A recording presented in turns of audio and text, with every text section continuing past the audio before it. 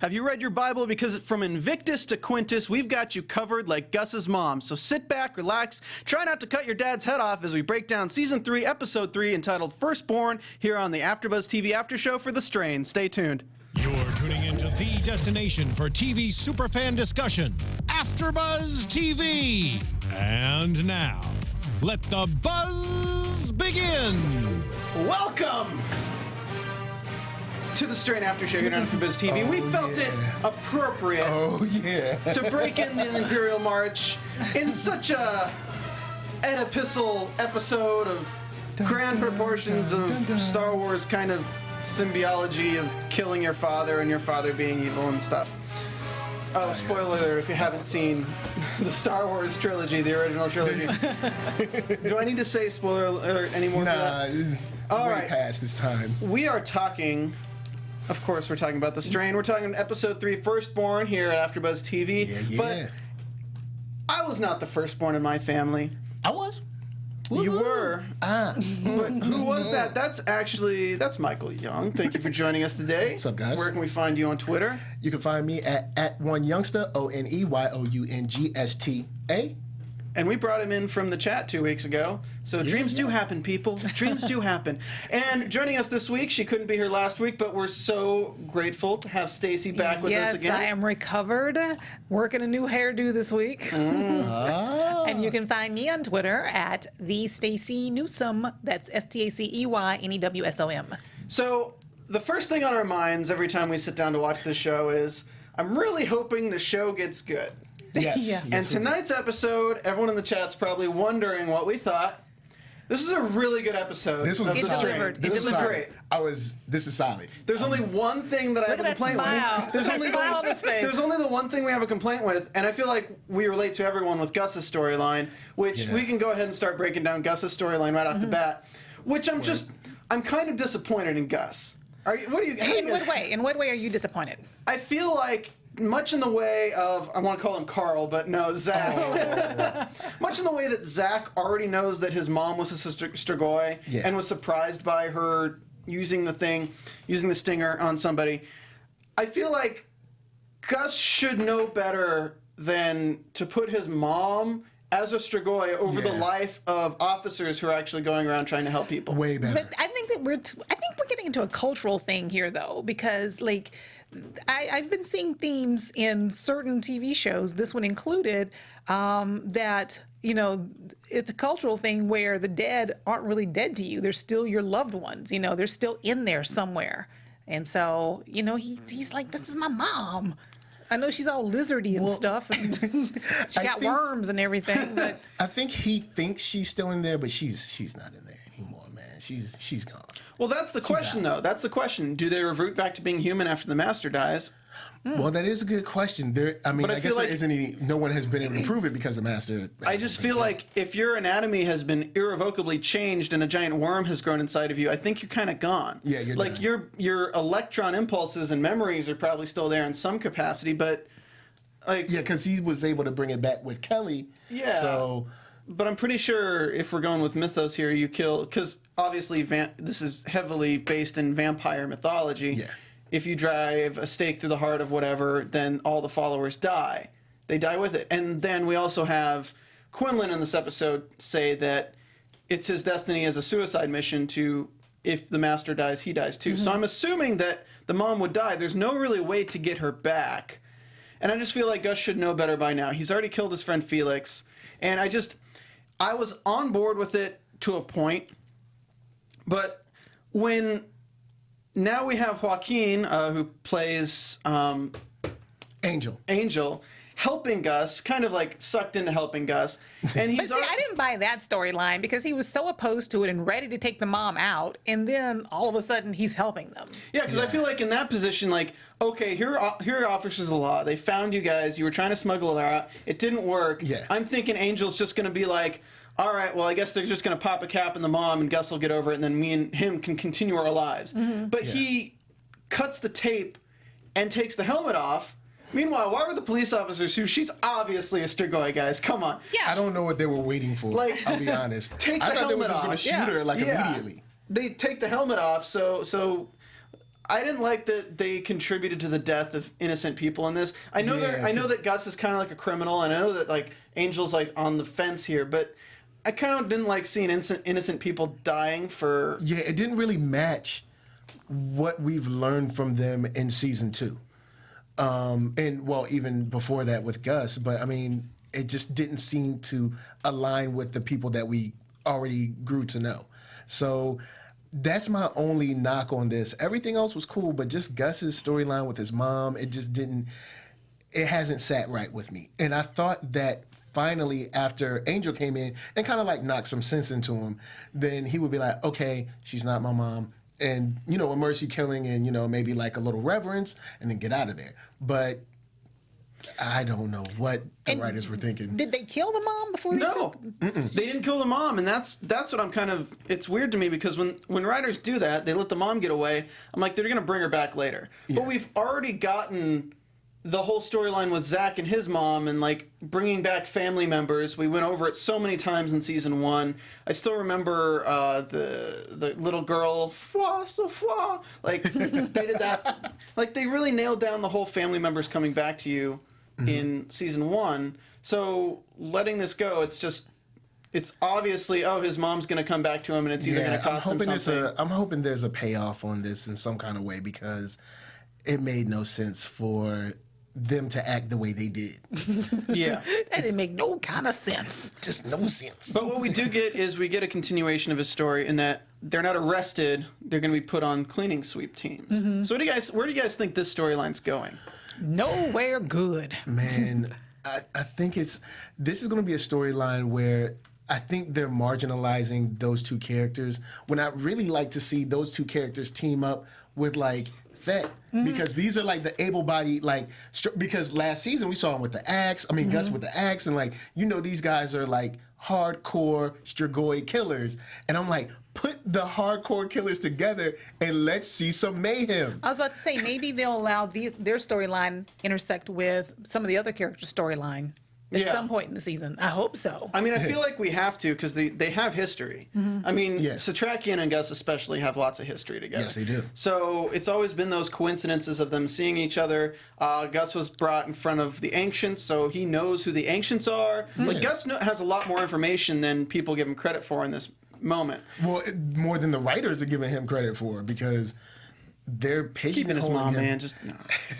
nah, man. Yo, man, your mom gets stung. She's dead. I mean, I'm sorry. Gone. You got to just put an axe in that. Stung. She's out of here. Plus, like, you want that inheritance, right? Yeah. Joking. Guys, please don't kill your mothers. It's a bad idea. The views expressed herein are those of the hosts only and do not necessarily reflect the views of AfterBuzz TV or its owners and principals. All right, so let's move on from Gus. I mean, I guess that's the last we see of him. Get put in, we're going to see him on cleaning sweeps. I'm sure we're going to bring in. I think it would be interesting is to put Gus and Angel with Dutch.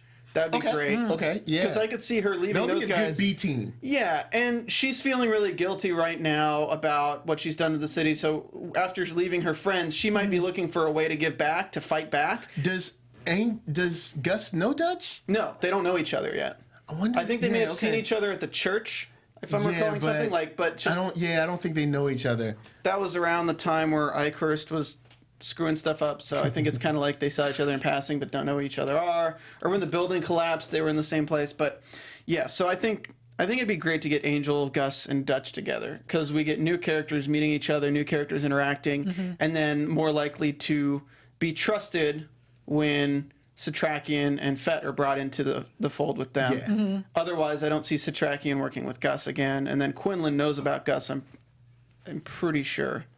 I may be wrong on that. Yes. But like Quinlan knows the Ancients are using a guy. Whatchamacallit brought him in. Vaughn brought him in. Yeah. But I want to say Quinlan met him. Yeah. Because they kind of got rid of Vaughn for some reason. Because I guess Vaughn was supposed to be Quinlan, but then I don't know what they were doing with that.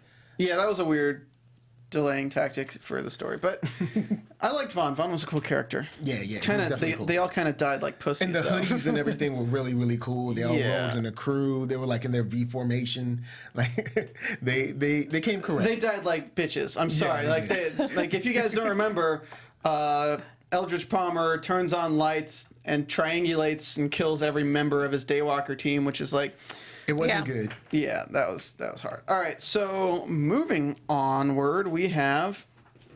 I don't know. Who would you guys like to talk about more? Let's talk about. I want to You want to talk about Quinlan? I like his You want to talk about the backstory. best Yeah, part I of was- this episode? Yeah, I like his I was backstory. going to say Ancaria or whatever her name is. I think Yeah, it's right. Ancaria. Yeah, let's go there. All right, so we open in this Ren Fair down in Pasadena, 60 AD.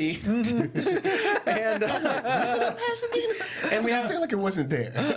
we have this woman inquiring as to the leech. She wants to see the leech. We find out that Quinlan was a freak show. Named Quintus yeah. at that time. Quintus. yes. And they have him in this cage thing that's pretty cool. They're like, hey, man, this chick wants to see you do your thing, man. So here's a goat, man. Have fun. Poor goat. And she's Poor like, goat. you're a prince of Yeah. holy, all that is holy. The Prince of Darkness. It's interesting because you take him who's had such a history before this moment, and who is this woman who comes into the being and wants to sway him in the terms of, hi, my name is Ancaria, you are a prince of darkness, but you are everything that's holy. Your destiny is to fight against everything you're- the master is. you're How the does she prophecy know all or this? whatever. Like, what's her backstory? Do we not that's- get one?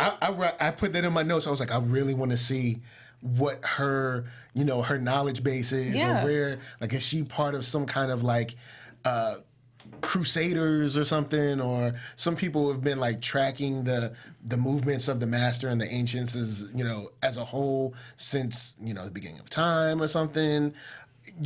I really want to see more of her because this episode was straight solid.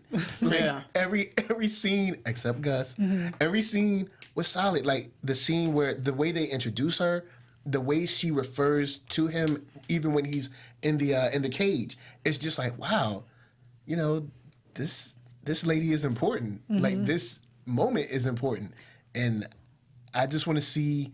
I know she's passed now, but I want to see, I guess, a little bit of where she was before she finally found the leech, I guess you could say. She raised an interesting question. She said that she didn't know if he was capable of feeling love. Do you guys think that maybe he felt love for her because he refused to feed on her at first? Yeah. Yeah, but I feel like that could also be respect. Okay. So But they have such an overwhelming thirst. So for him to have that self-control, do you think maybe it was? Self-respect. Respect. Okay, yeah, but love is maybe more of a powerful emotion to control that thirst than just respecting someone. But what's interesting is that you take the opening monologue from the series in general, where he talks about how love is a great motivator. It's the Trakian talking about love. Yeah. And the main topic of that was not that if a Strigoi loves you, then they can resist feeding on you. It is a Strigoi's driven to feed on the people they love. So having Good point. the question of does he love her, I feel like if he loved her, he would be more prone to eating her. So unless that's a change in him being half human. Yeah, That's the half human thing, because they did throw the concept of love around a lot in this episode, especially with the scenes with Ancaria and Quintus / Invictus / Quinlan. Yeah. So Invictus was his old name. Now he's Quintus. And then we also get exactly how he was made in his conversation with Ephraim. And It was a pretty comical conversation. yeah, it's funny how he brought it up. It's like, so in the Christian sense, how are you made? You don't really actually have the hardware. If that was meant as a joke, I'd rather stay silent. Yeah. We find out that and he these is. scenes were really solid. Like them together. Last episode, I did not like seeing them together. It just didn't really work for me. This episode, they're in the car, also with them at his, I guess, F's lair. I don't know his The lair! his lair. I'm looking at the book in my lair. Barnacle boy! Well, it was a lot of power in seeing them unified. Yeah. Yeah, they were good. It was a good team. F didn't seem as drunk this episode. That's Oh, nah, true. he's He did on not hit point. the bottle. He didn't hit the bottle this episode. He's on his game now. He's serious. I have a question right now, honestly. If Quintus, they tell the legend, Quintus was born of two humans. The woman was turned. when she was pregnant, and Quintus was born, and there's always, and apparently in the lumen or whatever the thing is, I imagine that Oncaria had the lumen at one point, so otherwise she wouldn't know any of this. True. But that's why she would search out the son, because she says, excuse me, the son is destined to destroy the father. Like if a half-breed survives, his destiny is to eliminate the father who created him.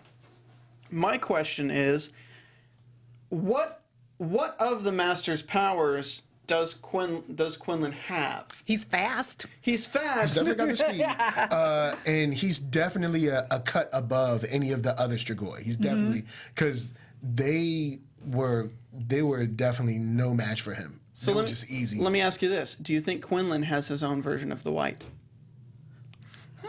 Okay. Interesting. That's interesting. I guess you could say possibly, because the Master can't control him, so he's got to be deviated in some type of way. So, and I'm guessing the bite or the infection is what connects the Master to all his underlings, I guess you could say. So I'd say, yeah, his White has to be. Oh boy, there's No sexual innuendo here. his White has to be different than the Master's He's been White. eating lots of pineapple, is what you're saying. Oh man, it's like I heard it in my head as I was saying it. I was just like, yeah. So if his White is similar, he could cure Ephraim's alcoholism. True. So, like, I think that's, like, an interesting thing to play on, like, if they use that as a weapon against the Master. That aside, we learn... Let's cut away from I don't want to talk about eating his White. everybody's White. Yeah. So we learned that that's how he's made, and we also learned that he needed to feast on human blood instead of goat blood. She said it made him weak. She like teaches him how to re-speak again, because after you stop speaking for a long time, it's very difficult. And then the Master appears in whatever form. This is like the form before he was in the giant's body. Yeah, the giant guy. Basically wants to fight, but then causes a cave collapse and just leaves him there with his wifey, mommy thing, whatever you want to call it. Because it wasn't his mother. We know it I'm wasn't his guessing mother. that was a way of him to kind of, I guess, play with him and torture him a little bit, because he knew sooner or later he would have to feed on Oncaria. So Yeah. I guess that was just his way But of I kind of think- toying with him. But he was assuming that his thirst would take over and his true nature would. Yeah, the Master make wanted feed. him to go to become a beast again Yeah. and feed on her against his own mental will. So he underestimated Quinlan. He Yeah. also underestimated Oncaria. A lot. Yeah, and I think his general kind of like cockiness, or maybe his pride or whatever, is going to be what does him in, because at least from what we've seen, he's not extremely calculating. Yeah. He's just overpowering you with numbers. So it doesn't seem like he's like a chess player. He's kind of like or something like that. He's like Kim Jong-il or Un. He's like, I have been born of this destiny. It will happen. There's it's nothing that can stop me. I can golf a 4. It's like, I can do whatever I want because I'm the Master, and I can I'm get just 18 more holes in powerful. one with one swing. I mean, he's kind of like, he's very cocky in that regard. Yes. Like, he doesn't really watch his back too much. Like, you compare him to, sorry, I lost the name. Last guy. What? Last Daywalker guy. Vaughn? Vaughn. Yeah. You compare to Vaughn. Vaughn was always calculated. He, like, made a Yeah. plan, executed it, went in, got out. Quinlan's just kind of like, I'm going to kick your ass today. Pull out a sword, get shot a bunch of times. I'm going to kick your ass again. Yeah, and in that scene where he got shot a lot, the seals that were turned, I didn't see enough, I guess, urgency in Fett and Urgent seals. Aha. But Satrakian and Fett kind of just watched it happen for a second.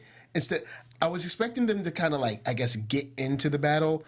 But they did throw the grenades. They weren't like aware that they were turned though at first, so I can let that slide. And like when you see a bunch of Navy SEALs with machine guns, Yeah, you're like, oh, they got it. you're like, Yeah, you're like, "Ah, it's all right." you're They just got it. thinking like, okay, how do we fight against this? Like, I can give him a few seconds on that. I'll let that one slide. But yeah, so he's gonna just take out the Master. He learns that it's a suicide mission. If the Master dies, then he's tied to the Master's fate. So it's kind of like he has to fight that. Yeah. Well, anything else on this story you guys kind of want to talk about? I mean, I don't want to talk about the climax of the episode yet. But I mean, I guess we can. Well, I did want to talk a little bit about the moments, even though we don't get a lot of them, with Fett and Satrakian, because I do like when he's like, "Oh, the book is gone. The book is gone." He's going crazy. He's like, "Where's the book at?" And Fett's like, "I'm way too paranoid for this. I have something called a tracking device." Right? Like, That was pretty cool. He's like, "Don't worry about that. We've got this." Yeah, I like that it wasn't like dumb. Yeah. Like, he wasn't like, oh, if only I had to put this in. It's like, oh, no, you were smart enough to do that. Cool. Great. Yeah. I like it when the characters are exactly how they should be as smart as they are. Right. Especially if you're going to leave. It's like leaving the book in a room with one inept guard like Austin Powers. No, just go take the book. No, I'm going to leave it here with UV lights. But yeah, it's cool how Fett was just like, "Oh, well, wouldn't it be nice if someone put a tracking device in there that nobody could find?" Mr. Fett, I admire you for your current technological skills. I have been chasing the Master for 100 years, but I still haven't learned how to Find My iPhone. Oh man, it's cold. Satrakian, he's I gonna be even all right. lost Ephraim's boy last season and hasn't turned up well. Sorry. Satrakian will be all right. He'll be get it fine. together. He'll get it together. No, but I like how the stories converged. They get the firefight. I like the reveal of the Navy SEALs having another bone to pick again, at least a role to play, before they're just wiped out again. Right. The grenades are cool, the phosphorescent UV grenades with silver, all the silver inside of Yeah, it. and they work. They're very effective. I'm They are. glad that they weren't kind of like a dud. And Yeah. you know, and it's like, oh well, nothing really happened. Like you saw the Master. Well, I guess we can't go that far yet, but you know, they were very effective. So I mean, let's talk about it anyway. We'll talk about Zach in a second, but of course, the deal point is on this pier, which was weird because we see the GPS tracker go like really far into the ocean, and then like it shows them really far out on this pier, and then like 5 seconds later, land is like right there, Right. And Fett and them are like, oh, we're here. It's like, oh, did you guys just walk like 5 feet onto the pier or something? But the deal is they're gonna trade Zach. Obviously, Zach is covered in a hood, so we know something bad's happening. So You're like, don't trust a boy in a hood. Yeah, this is not a full thing I'm taking issue with, but I believe that F should have definitely known. Like, at least we as the viewers knew that is not Zach. Once they had the bag on his head, it was like, that is not Zach. Yeah. And at least F did ask to take the hood off when he got a little closer, but I feel like F probably should have known. But at the same time, F is so, I guess, desperate. So I guess he overlooked that one, you know? it's like, okay, Michael, let's say you want to pick up a copy of The Strain Season 2 on DVD, and you think, I'm going to go on Craigslist, because nothing ever bad happens on Craigslist. And Things will up and up. somebody decides to email you, and he's a shady-looking dude, and he says, hey, I'll sell it to you. You want to meet me at this place? It's on the pier, blah, blah, blah, blah. And then he shows up, and he has the case in a bag and is walking towards you. Now, are you going to think, oh, he obviously has the DVD, he's not doing anything wrong, until he, like, whips out a gun and just starts aiming? Like, it's just kind of like, everyone's telling Ephraim the Master's not going to go through on his plan. Yeah. And Don't trust him. you're obviously being presented with a child with a bag over their face that's probably not your son. Meanwhile, it's your ex-wife or your whatever, She's super ex-wife. super ex-wife at this time. And he put a beat down on her, didn't he? Yeah, yo, that book is serious. Yeah, the book is serious, but just wouldn't you, like, as soon as the hood comes off and you realize that it's not your son, and you realize it's a very bald-looking Strigoi, why wouldn't you immediately have already had your gun ready to fire it off? Yeah. Runs up to him, he drops his gun on the ground, we have a scuffle. Like, Yeah. I like the fact that he started beating him in the face with the book and just using the silver of the book. Yeah, the book is a very, very useful weapon. Yeah. Like, he beat up, what, 2 Strigoi and his wife, or ex-wife? And I mean, you know, Hey, man. He burned her look, tongue real good. She should have kept her tongue in her mouth, man. That's what happens, you know? That's what happens when women open their mouths, huh? Yeah, That's what you're trying to say? Damn, Michael. No. 2 episodes in, you show your true colors. This is not True colors shining That's what through. happens when you open your mouth. Right? So he beats the crap out of his ex-wife, goes freaking Johnny Depp on her ass, and Allegedly. allegedly, I know, I'm just messing. Oh, man. Wow. And then beats up the kid too. It's just throws the kid off a bridge. Yeah, that kid took a dip. Goes Michael Jackson over the bridge with him. I'm just busting out all the pop culture. And then you did hear like a little, like. Well, the kid's back again. The kid comes and fights him again, and then he puts the sword in the kid's head, which, you know, It was nice. So- It was the nice. kid So had not he's a built up white- the property immunities. So he's to- committed child abuse and spousal abuse within like 10 seconds of each other. And there was a very, very good kill with the sword straight Yeah. through the head, and it got stuck in there. Also, an extra really good kill was the eye gouge, but it wasn't in the scene. But the eye gouge. Oh, the eye gouge was Yeah. great. Oh, that was good. And then he was like looking at his hands like, "This is what I've done." What have I become? Yes. I did think it's kind of funny that if you look at Gus like taking care of his mom so much, and then you look at Ephraim just beating the crap out of his ex-wife. But Evan knows. He's like, "Look, there's no human in there." Right. The only thing we were missing was like a semi-sarcastic line of like, "All right, Satrakian, let's book her." Oh man.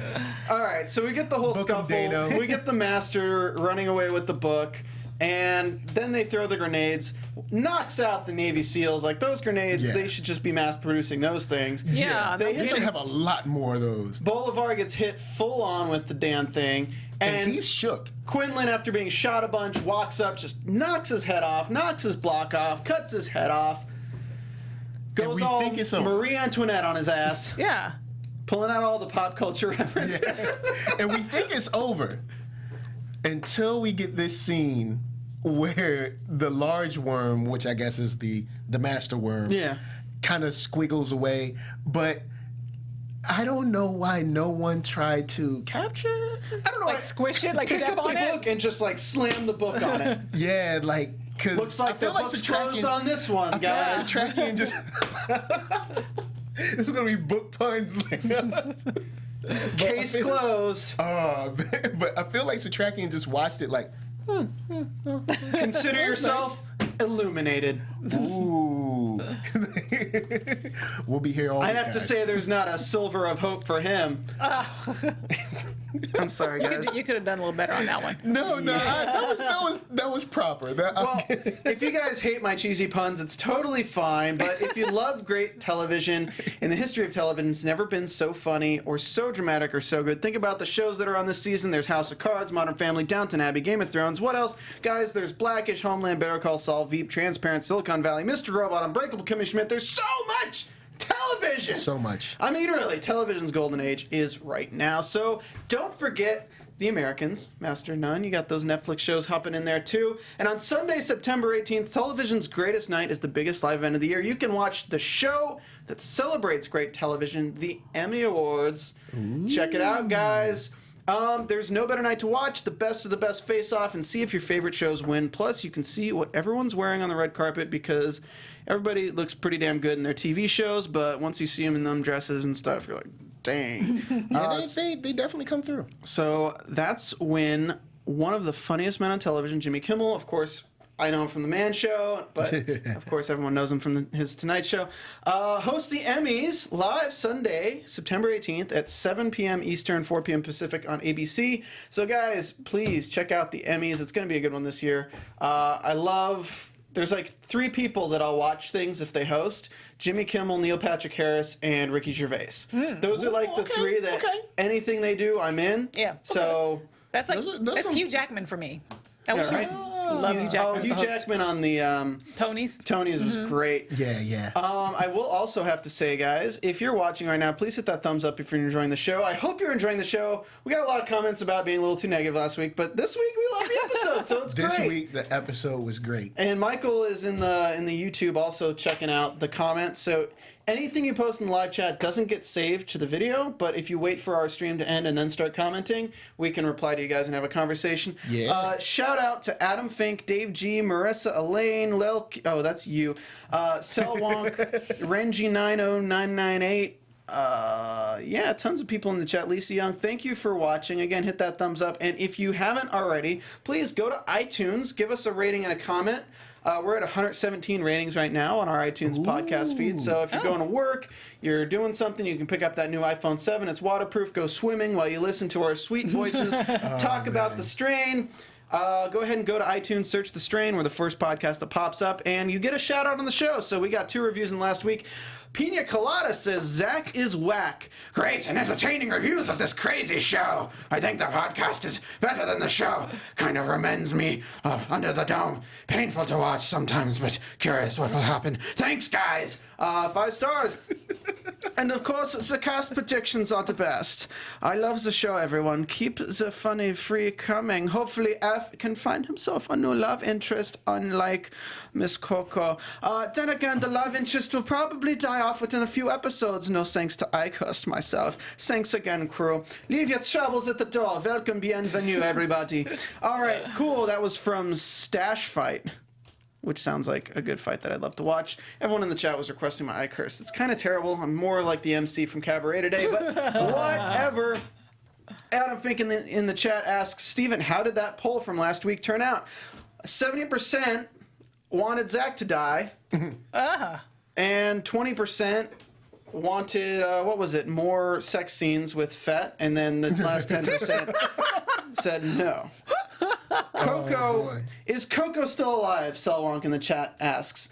Well, let's just say when you have a jar and your heart's in it, It's over for you're you. not really alive anymore. Nah, she's gone. Poor Coco, man. We miss Coco.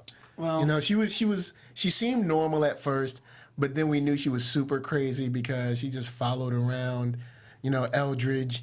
And I was expecting her to have a adverse, you know, reaction to being like, whoa, what kind of crazy stuff are you into? But she Eldritch really captured her heart. Eldridge has game, man. Dude, he's got such game. For somebody who's had never had sex before her, got a mad game. He put it down, man. He put it down. He'd be laying pipe. Jeez, guys. Hello.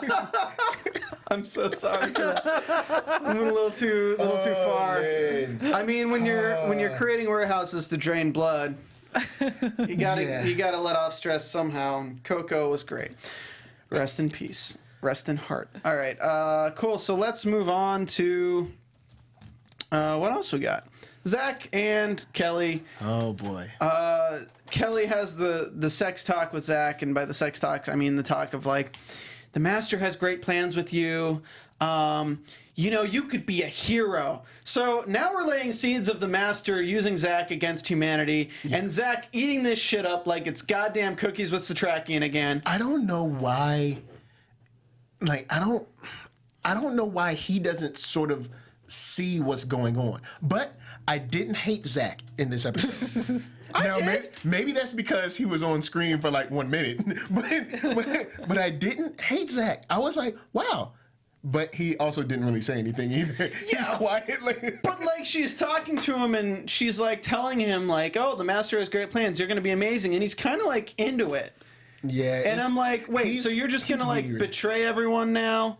I don't know. I really hope he has like a come to Jesus moment. And it's just like, hey, sorry, Mom, I'm going to like kill you, or I'm going to kill the master when he's trying to But this boy's confused. I mean, this is his mom, and he knows what she's capable of, but he still has an emotional attachment to her, you know? So Yeah. maybe he's thinking things are going to go back to the way they were at some point. Let me just say this, Stacey. You know, I love my mom. My mom's great. She's really cool. She's really down to earth. She's got a swimming pool in her backyard. She loves it. It's great. So I'm prefacing here, because if my mom came up to me and said, hey, this is so-and-so, and he would really like your help infecting everyone in the world with AIDS, or something. Yeah. Sorry, I don't mean to make light of something like that. but any disease. Yeah, like it's Ebola or anything. You wouldn't be down. I with wouldn't be like, oh man, I can't wait to help this guy that I've never met before that dripped white shit in my mouth last week. She also said that. But he's young and impressionable. And no, I'm serious. But do you see the parallel? And he had shitty parents, so I guess that makes sense. Don't you see the parallel between Zach and his mom, and Gus and his mom? Like there's some very strong emotional ties here with these boys and their mom. You know, you make a really, that's actually like a really good point, and I give you props for that. No, because I wasn't thinking of that. I'm not even joking. I'm being serious right now. I just wish that it wasn't at the expense of us thinking of the character's intelligence as being less. Yeah. Like, I can understand, like, as a writer, them wanting to draw parallels, but don't make us think the characters are stupider at the expense of those. Or maybe if we saw, like, a little struggle in, I mean, Zach just seems all for it, except when she said last week, or, well, not last week, whenever she did it, she was like, I know it was shocking as far as, like, her feeding. I was like, no, see, shocking is like, I don't know, if you find out, I don't know, your mom has like a gambling habit. Like, you were killing a kid. You were killing a kid in the back room. That's not shocking. That's a kid who was cosplaying as Steve from Blue's Clues. Let me remind you. I'm just wondering why he isn't more afraid of her, though. Like, I understand him, like, being emotionally attached, but why isn't he more afraid of her? Why is he Or maybe like a jump every now and then when she touched him or something. Yeah, because he's like all good with them, like, spooning and stuff and cuddling in his leg. Why aren't you afraid? You just saw her sucking the life out of a boy. Why aren't you Especially more when afraid? her voice changes and stuff, it's kind of... Yeah. It's like, that's the part. That's the only part I'm not buying is why doesn't he fear his mom? Why is he still treating her like she's all normal and baking cookies and stuff? It's... Man, I don't know. But I did not hate Zach. I will say this one episode is probably the first one since they changed actors and changed, I guess, the way they depict him that I haven't Shout out to Ben Hyland, the original Zach. Oh yeah, OG Zach. But like I was like, you know what? It's kind of cool. I see him going, I guess, crazy or psychotic or whatever because he's definitely going to the dark side. But so here's the question: do you think the Masters knew? Okay, so obviously in the breach battle, the pier battle, the Master's big worm got away. yes. Do you think that, I'm not going to say it in the way that I was just about to say it. Do you think that the Master will go into Zach next, or do you think it'll be someone else? No, I think they're going to push that storyline off a little bit. I think it's kind of early for the Master or Zach to become the Master, or either or. I'm interested to see how Icorst will act if the Master does not choose him. Like, because this will be the second time he gets passed up.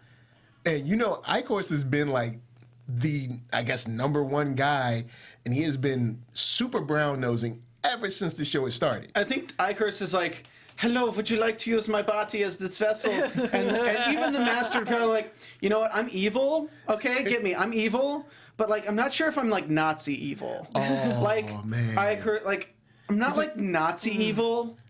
It's like, Yeah. I don't know. It's like, Just not that they're into you.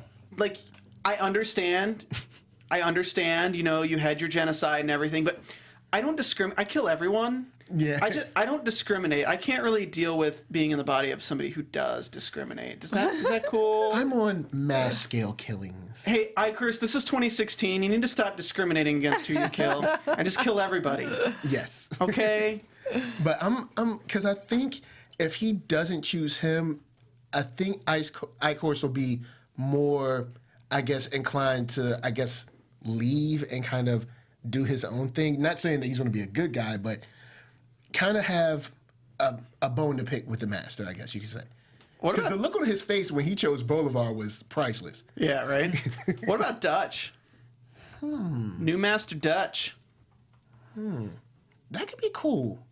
That could definitely drive a wedge between her and Fett and the whole... That could be kind of cool.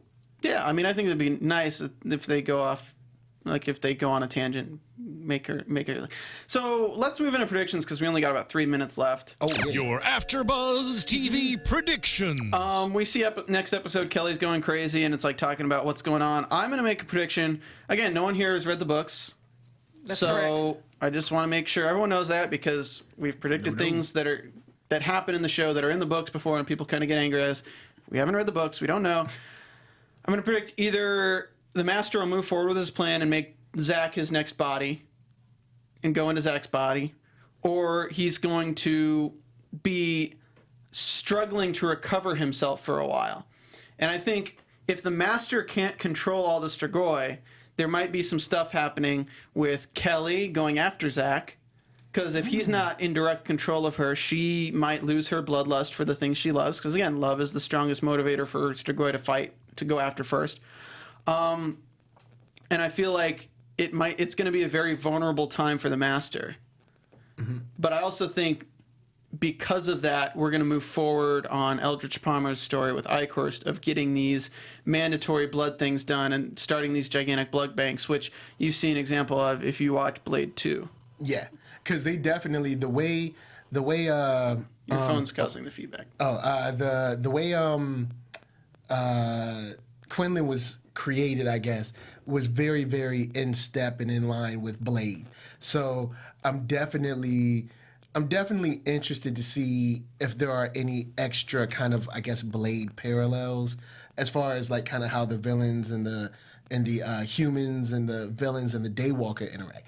Like, because we do already have the Ancients kind of on Quinlan's side, sort of.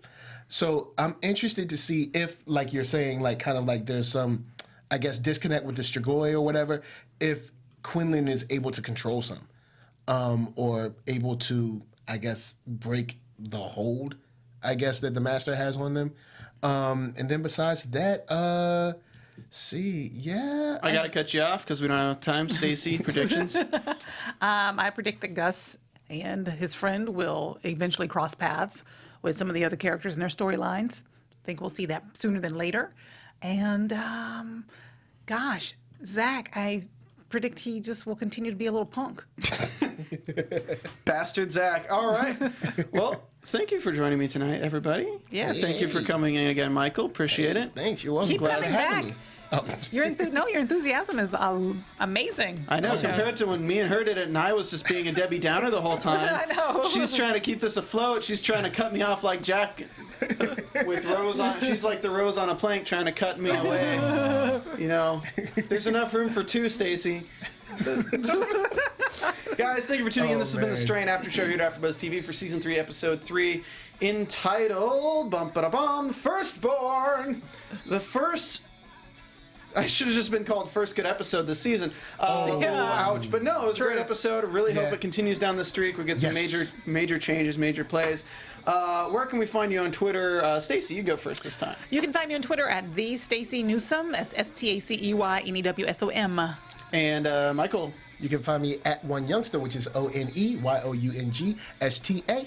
All right, and you guys can find me on Twitter at Stephen Lemieux, STPHNLEMIEUX. Also, please hit that thumbs up button on the YouTube page. It keeps us searchable. And leave a comment again. And watch the Emmys, September 18th, 7 p.m. Eastern, 4 Pacific on ABC. Jimmy Kimmel's a funny guy. You'll be sure to enjoy it. We will see you guys next week. Same strain time, same strain place, same strain of a show.